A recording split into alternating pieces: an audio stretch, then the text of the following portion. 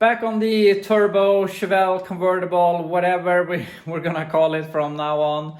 And we need to do some more progress here to the intercooler today. I want to change the intake manifold, but I have lost basically half the day. I've taken one of my dogs to the veterinary, is that what it's called in English?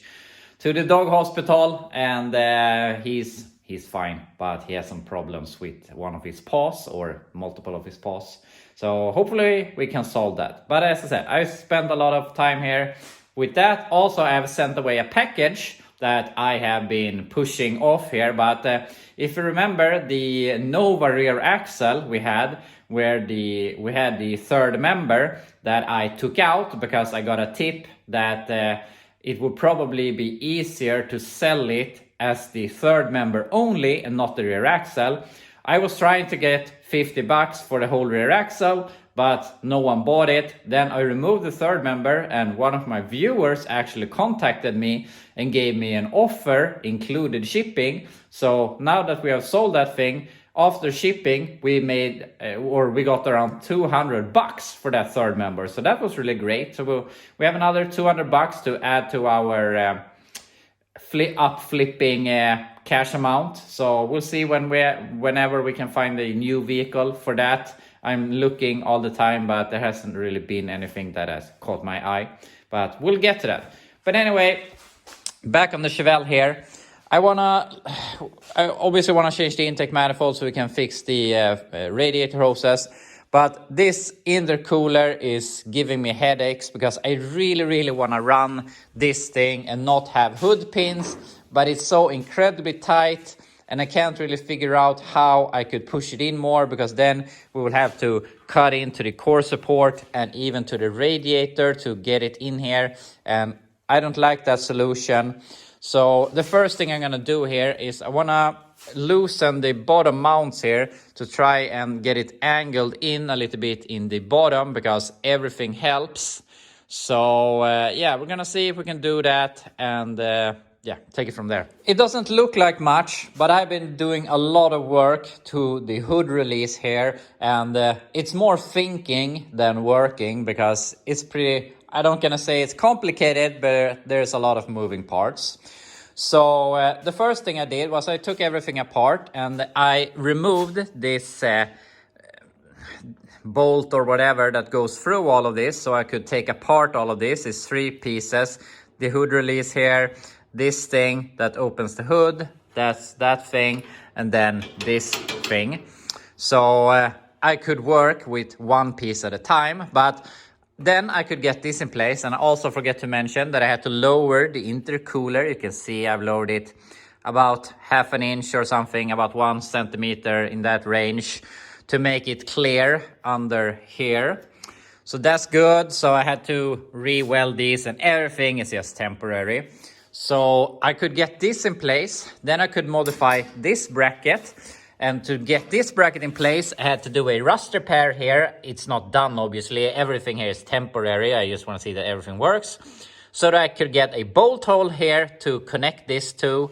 And I cut it a little too much, so I had to weld back some metal to it. But I think it looks nice and stock.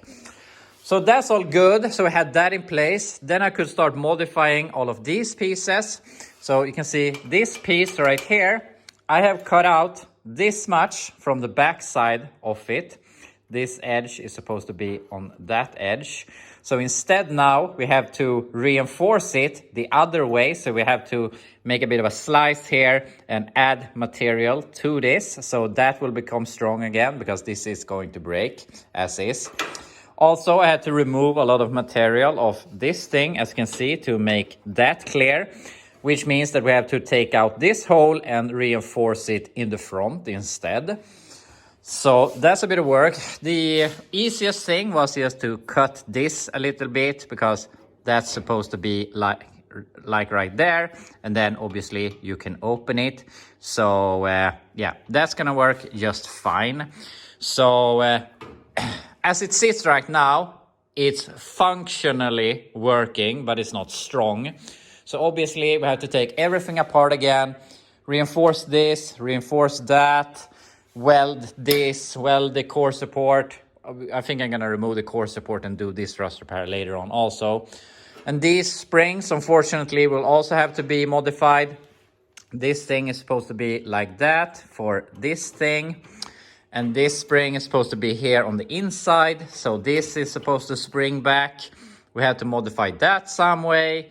So yeah, there is a lot of moving parts to this. But at least it's on the car and we can work with it. But just to feel that we're getting some more progress, I'm gonna take a break with this. We can continue tomorrow. We at least have it mocked up how I want it to be. So now I'm gonna go ahead, change the intake manifold to the single plane.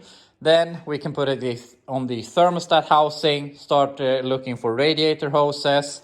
And depending on time, we can start we can make the holes here in the core support for the charge pipes so that we can start looking on them. So that's my plan. Intake is off and there is a bunch of crud that has fallen down here. When I removed the cast iron intake manifold from this thing, we had big, what am I gonna call it? Big chunks up here that I removed, but apparently there's more that has fallen down. So we're gonna clean that as good as possible. And then I am gonna get a new set of intake gaskets. When I put on that intake manifold, I knew that it was sort of temporary, so I used some used gaskets, but I think I'm gonna use some new gaskets now.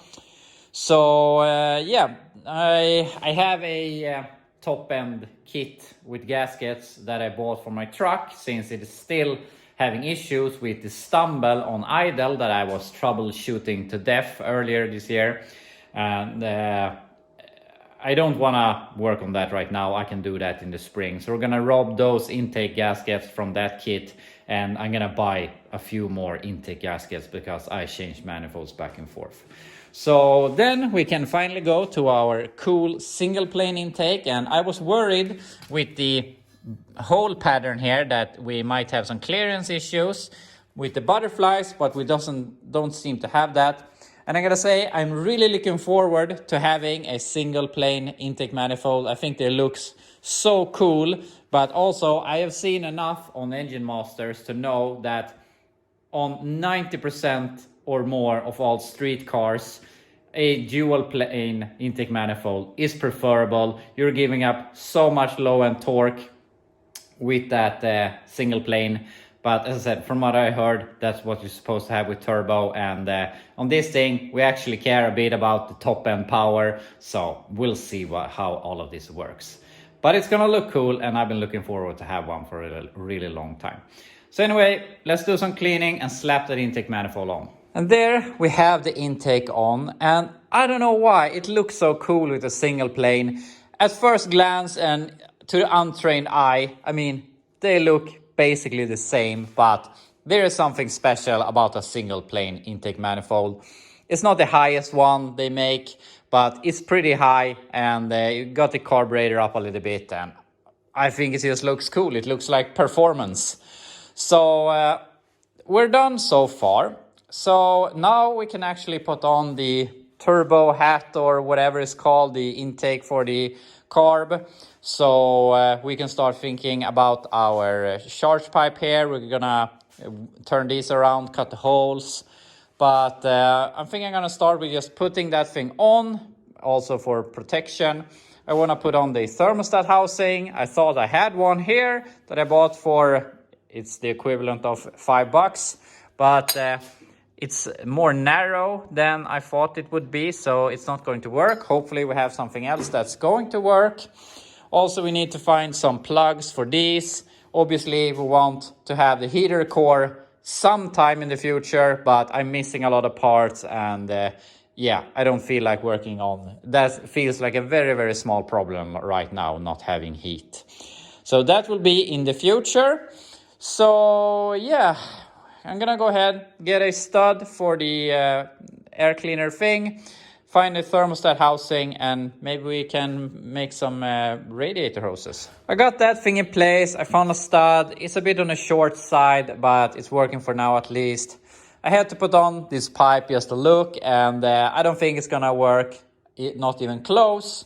But when we can turn these around, we can start figuring that out. That was the least of my worries. So yeah, we can make that happen. And I found a thermostat housing. Unfortunately, it's very ugly, at least compared to the rest of the engine. So I'm gonna go ahead and paint this silver, because on this car, I would at least like to have the engine bay looking mint. I want to paint the firewall and I want to make everything look as tidy as possible. So yeah, I want to try and make everything I do at the moment look as good as it can, basically. And eventually we'll get a coat of paint on the whole car, but as you probably imagine, that's a bit away. So yeah, anyway, we do what we can at the moment. So I'm gonna go ahead, make this look a bit pretty, put that in place. And also I had one chrome that was a straight connection, but that just makes the radiator hose more hard to find. This is the basic shape that all Chevys have, and these are the same shape or same size, so this is gonna work out just perfect. So let's make that look nice. I painted the thermostat housing. It's not 100% dry yet, so I haven't bolted it down, but I found one radiator hose here that I think I can cut and make it work. I got a lower one and you can see that it wants to bend, so it's not perfect, but at least it's going to work. I have so many hoses. These are just a handful of them, but I realize more and more that I have taken all the good ones because all the ones I have never work for what I'm doing at the moment. So I often, when I do a project like this or the Chevelle 69 Chevelle, I order new radiator hoses, and most often they fit, and I should just buy 3 of each every time I buy them, so that I have some spares at home, because sometimes you need to make some custom or whatever. So yeah, unfortunately we're a bit we're not stuck on radiator hoses, but I really need to buy more ones. So by tomorrow, when the thermostat housing is dry, we can get the cooling system up and running. And unfortunately, a lot of time has been spent here today with this crap, but we're in a good spot. So hopefully tomorrow we can have that done, and then it's gonna flow a lot easier with everything we want to do. But we have a bit of an issue, because I need a 90-degree bend for this, from I think it's 2.5 inch to 3 inch, or if it's 2 1/4 or whatever, 63 to 76 millimeters. So I have almost the correct, but this is smaller, unfortunately. And there is a website here in Sweden. I can buy it, no problem. It's like 20 bucks or something. But the thing is, I need some other stuff too, to the fuel system, because I mean, we have all of the AN stuff, so I'm guessing it's easier to go with that. So I need to buy more AN stuff, and I have an AN fitting for this, but then we have to decide where the fuel pressure regulator is supposed to go. And then we need to find where we should put the fuel pump, which will probably be temporary. And we need to get the fuel pump to the fuel tank. So I have to figure out all of the AN stuff that I need, so that I can buy that at the same time from the same place as that 90-degree bend. So I need to do that as soon as possible, but I mean, this is one of those things. Everything comes together at the same time, and I'm not used to this. I'm not used to working with the AN stuff, so I don't have experience or know what I need or sizes or whatnot. So that's a bit of a problem, but we're gonna figure it out. But unfortunately, it's gonna be a while before we have that 90-degree and the AN fittings required for what we want to do. But that's just life sometimes. So that's where we're at, and I'm sorry if there's a bit of a feeling of lack in progress, but this hood release has taken so much more thought power than I thought it would, but we're in a good spot. Now we just basically need to reinforce everything and do the finishing touches to it. Then that's done. Then everything else is probably gonna go a lot smoother. We can fix the brakes and other stuff, obviously. But anyway, that's all I have here for today, and I hope we will have a more productive day tomorrow.